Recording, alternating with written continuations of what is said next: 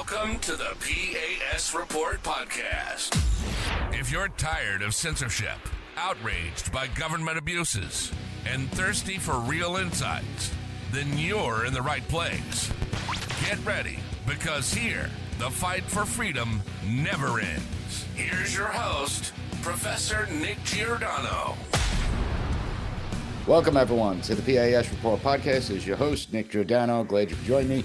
Make sure that you follow and subscribe to the podcast so you never miss an episode. Also, visit the P.A.S. Report website, pasreport.com, and share this episode with your family and friends. The 2024 presidential elections are in high gear. We got the Republican National Convention going on right now. Obviously, you have the assassination attempt on former President Donald Trump. And many of us think that it's all the Hitler references, the threat to democracy, that this will be the last election we ever hold. And it's that type of rhetoric that may have led to this assassination attempt. Now, I have Professor Adam Ellwanger joining us. He's been on the PAS report before.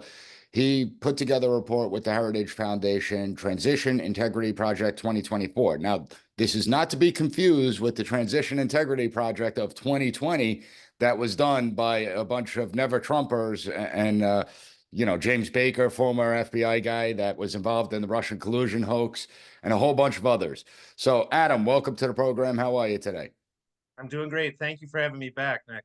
Well, I'm glad you could join me because I want you to explain to the audience the intent behind creating this report, the Transition Integrity Project of 2024, and what it details out.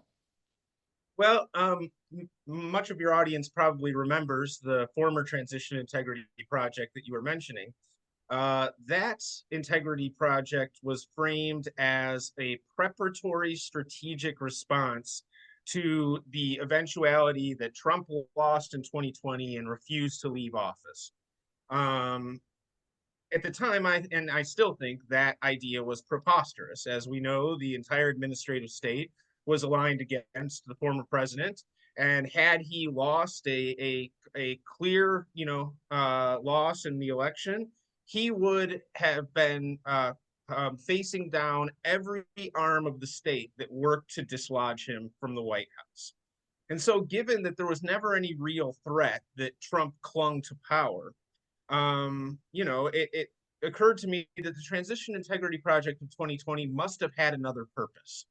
And I think that other purpose was to create the perception among the American public and leaders who have some control over how elections go, that the threat from Trump was so dire that any kind of malfeasance or manipulation was not only justified, but was patriotic to avoid the threat to capital O, capital D, our democracy. And so essentially the original Transition Integrity Project was a form of election interference. It was a public opinion operation. But it occurred to me that it is in fact the left now who is saying that Trump is a domestic extremist, his supporters are too, and they are hell-bent on ending this democracy in our nation. And I started thinking we tend to write that off as exaggeration. When people like you and I hear that, we're like, oh my gosh, that's hyperbole. How ridiculous. What if they mean it? And well, Biden tells us all the time it's not hyperbole. That's right. And we saw this weekend how deadly serious they are, right? And we have to get inside that mindset and ask ourselves, if you really believe that a Trump victory would result in the end of the United States of America, what aren't you willing to do to avoid that fate?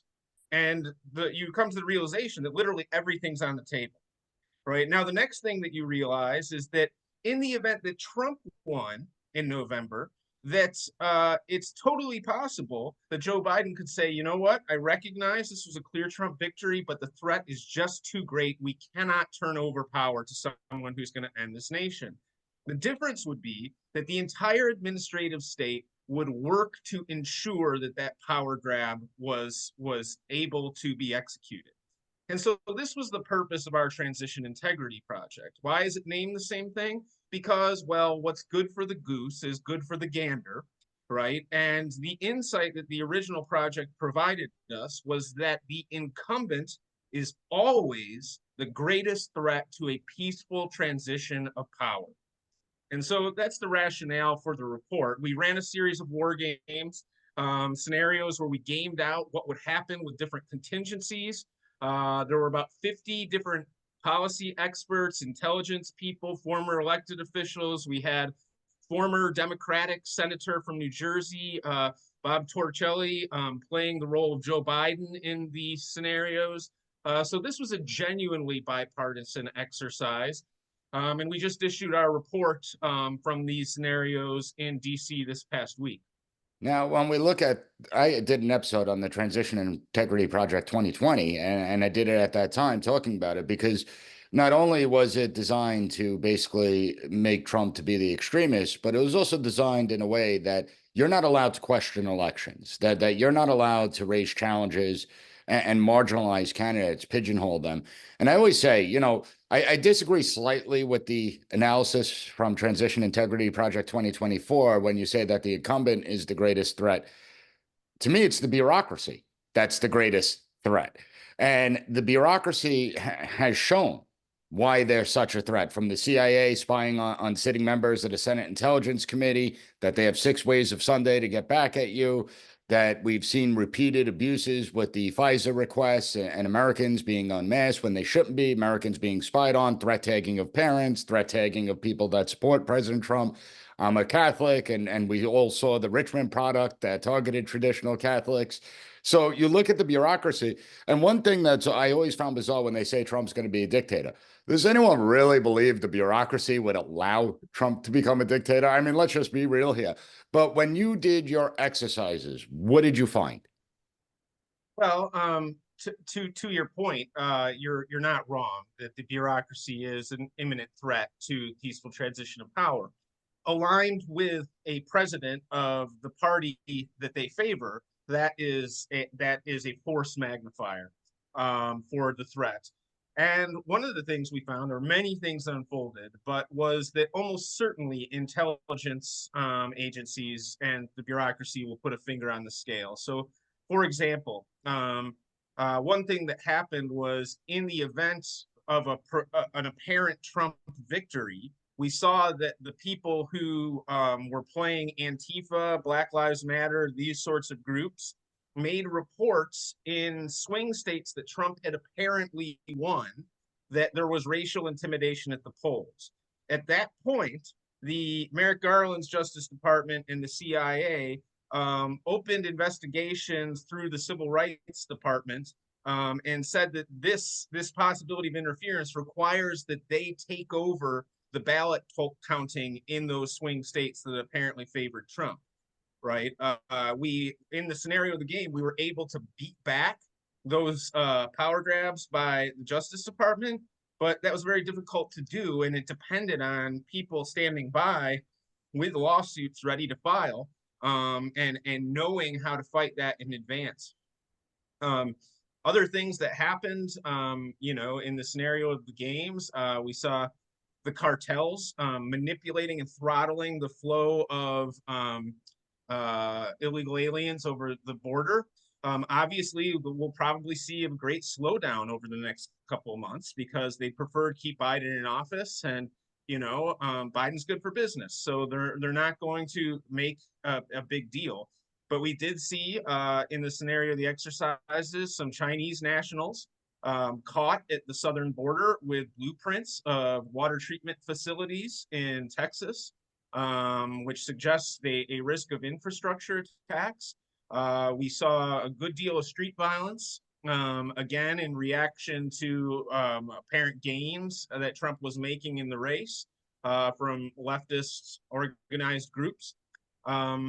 We really tried to game out every possible threat that's within the realistic scope of imagination and figure out how we might be able to respond to that if it arose. Well, haven't we already seen the intelligence community get involved? I mean, I saw headlines 2 weeks ago, the intelligence community screaming that Russia is trying to interfere in the 2024 election. I'm like, oh, here we go again. I mean, it's so obvious and blatant. And what a lot of people don't realize is the Electoral College actually makes it that much more difficult for foreign interference because you have 51 separate election systems going on at the same time, and you need to infiltrate several in order to make a change. Whereas if we had one federal election through a national popular vote, that's much easier to manipulate for foreign governments. But we're already seeing the intel communities getting involved. We're already seeing that the rhetoric obviously is heating up. It's tamped down to a certain degree, to a slight degree, since the assassination attempt. I don't expect that to last very long. And by the time this podcast airs on Monday, I could assure you we'll probably be back to the same old rhetoric and hearing Hitler, Hitler, Hitler. Although I found it funny because you had, I think it was Joy Reid from MSNBC. So now it's not Hitler. Now it's George Wallace. She downgraded him slightly to George Wallace. So we're going to see rhetoric. The Transition Integrity Project. Did you have assassination attempts on your bingo card over there? We deliberately took that off the table before we started. There were three assumptions that we just decided are too much of a wild card to figure out how they might play out. One was assassination attempts. One was Biden's rapidly declining mental acuity and how his health might play out over the coming months. And a third was the lawfare against Trump. We did see some of that in the games, but we didn't make any attempt to figure out how the existing charges against him would play out. Seems like we had one more too, but you just mentioned a moment ago when you mentioned the Electoral College. This is another threat that your audience should be aware of. If you read the Transition Integrity Project of 2020's report very closely, they said that, and this is a quote, in the event of a, quote, clear Trump win, they would refuse to acknowledge the outcome of the election, foment street violence, encourage the states of the Western coast to secede, and only recognize a Trump victory as legitimate once they had received concessions to eliminate the Electoral College, which, according to them, is an anti-democratic institution, to make DC and Puerto Rico states, and to term limit every Supreme Court judge until they're 70 years old. Now, think about that. If those wishes were granted, you've established left rule in perpetuity, right? That was the price of recognizing a Trump win for them. And so I think if we see a Trump win in November, I very much expect that there will be calls to just say, sorry, we just can't do the Electoral College anymore. Yeah, that wouldn't surprise me at all. And listen, Democrats despise the Electoral College. And I get it. They were burned twice by it in the last friggin' 20 years. So they're not going to be fans of it. If the shoes were reversed, Republicans would hate it and Democrats would be like, oh, the Electoral College, phenomenal. But the reality is that the Electoral College needs to stay in place because we are not a democracy. We are a republic. And a republic operates much differently than a democracy. Now, what were your conclusions from the report? You mentioned a few minutes ago the ways to overcome some of the games that may be played. So what were some of the ways to overcome the games that were going to be played? Well, at the end of the report, and I'd encourage everybody to view it, you can view it at transitionintegrityproject.org.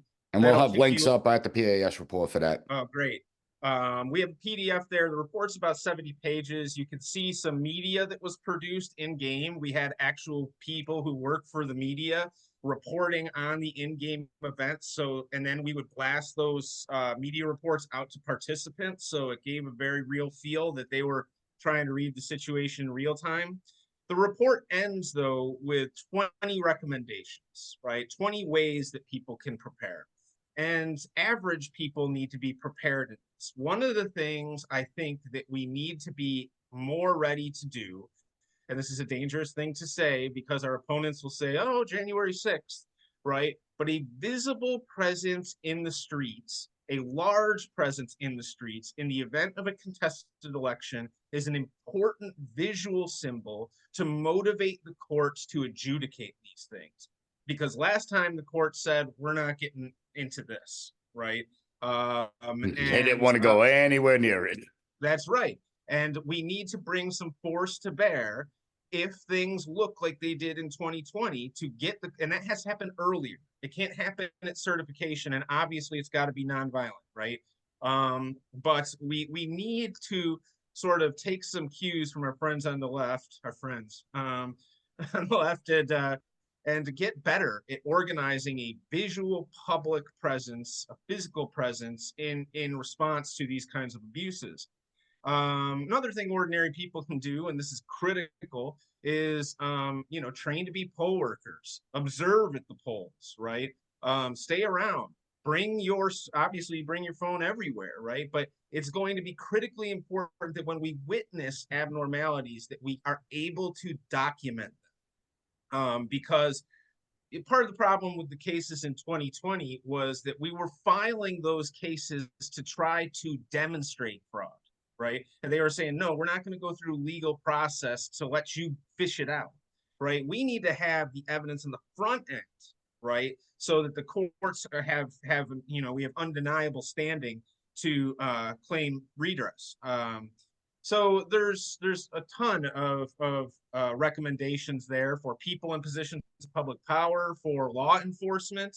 One thing that I would recommend to any governor, especially red state governors, is to make clear in no uncertain terms at this point that any violent demonstrations will be prosecuted by local law enforcement to the fullest extent of the law, right? That the governors need to convey that is their expectation to sheriffs and law enforcement, so that heads will roll if what we see again is a bunch of book and release and standing down while they burn police departments and everything else.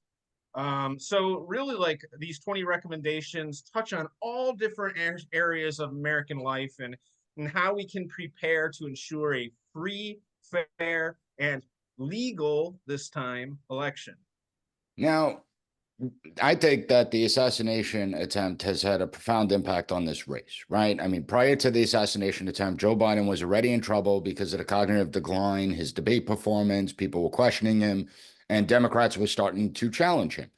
Now that's actually ebbed a little bit because you see Democrats that they're demoralized. It's a little weird that you're demoralized that, president didn't get executed. But in any event, they seem demoralized. And there are reports that some Democrats are resigned, that they're not going to win the 2024 election, that it's going to be Trump's momentum is too much and Biden's cognitive decline is only going to get worse. So let Biden stay on the ticket, because then when we lose, we're just going to blame him, that he was old and he was stubborn and he didn't want to get off the ticket.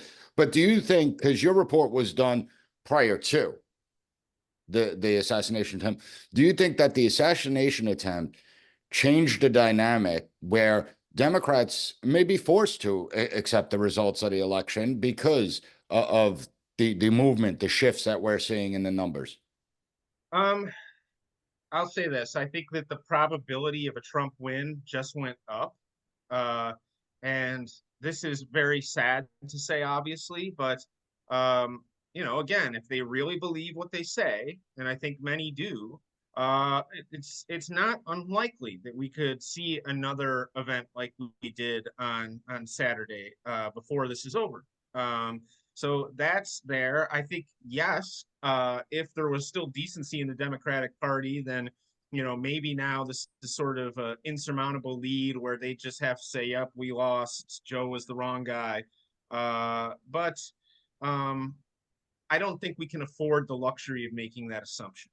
I think that they've given us manifold evidence that they see this as an existential election, right? That this is the final boss, and they either win this or it's over. And if that's the case, if that's really the way that they see it, then I don't think that they're going to go easily, even in the most profound Trump victory. Now, one of the problems that Republicans have, and they've had for quite some time, if we look at the popular vote, Republicans won once the popular vote and the electoral college vote in the last, I think, like 32 years or something. No, longer than that. I think it's like 36 years. Now, if let's say the former president wins both the electoral college vote and the popular vote, obviously that makes it much more difficult for Democrats to do anything. Did you take that into account when you guys were gaming it, that Trump has the possibility to win both the electoral college vote and the popular vote? And in your games, did Democrats stand down, or were they still, let's mobilize and get out there? There was one scenario where at the end of the election, and we gamed it from the conventions to the inauguration. So at the point in the game where the election had ended, uh, Trump had over 270, I think. But if I recall, Michigan, Wisconsin, and Arizona were still undecided. And so he had won the popular vote. He had enough to win the Electoral College, but there were 3 states outstanding. And if Biden could flip all of them, if Biden could win out the states that were still being counted, then it would be something like 271 to 268 in the Electoral College, with Trump having the advantage.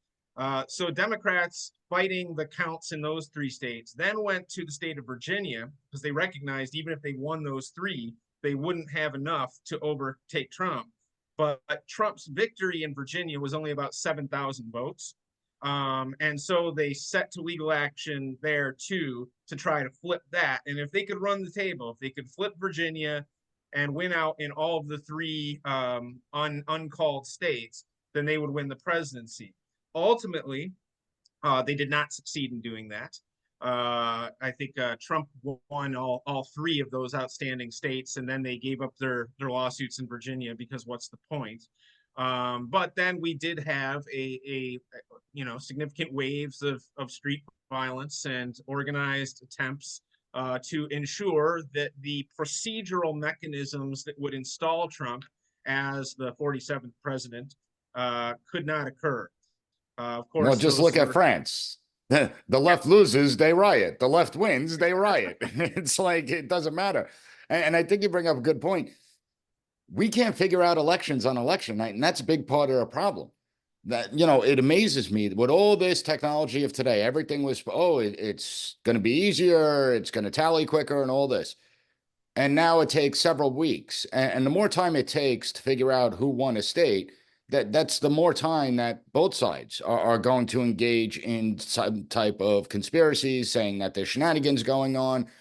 The fact that we can't determine elections on election night is absolutely pathetic. And did your report find that that's a big part of the problem? Yep, absolutely. That's one of our 20 recommendations. At the end of it is I'm a rhetorician by training. I study rhetoric, and this idea of election month is a new phenomenon. We didn't used to have that phrase in the United States. And the Transition Integrity Project of 2020 argued literally that the concept of election night is a threat to democracy, right? That's just an unrealistic expectation. Well, it's an unrealistic expectation that worked just fine for over a century, right? That every modern election that we had until 2016, arguably, or certainly 2018, right? It worked right up until then. At precisely the moment, you're right, at precisely the moment that it became more feasible to get it done on election night because of technological advances, that was the moment that it became impossible to do. And I would argue that, in fact, the concept of election night is a means to facilitate and abet election fraud and manipulations, right? And since it's the absentee ballots, the mail-in ballots, those tend to advantage Democrats, then the longer that we can stretch overtime, the greater advantage they have. And that's what that is about. And so the American people have to insist and hold local officials accountable. No more broken water pipes, no more stopping counting at 4 a.m. when we don't like how the count's going, right? No more putting up cardboard so the American citizens can't see what's going on inside. We count until the election's counted. And once it's counted, it's done. And the American people have the right to expect that level of competence, from their leaders. Absolutely. Adam, I really appreciate you coming on the program and your work with the Transition Integrity Project 2024. I'm going to have links up at the P.A.S. Report website. Thanks so much for joining me. Thank you again, Nick. Always fun.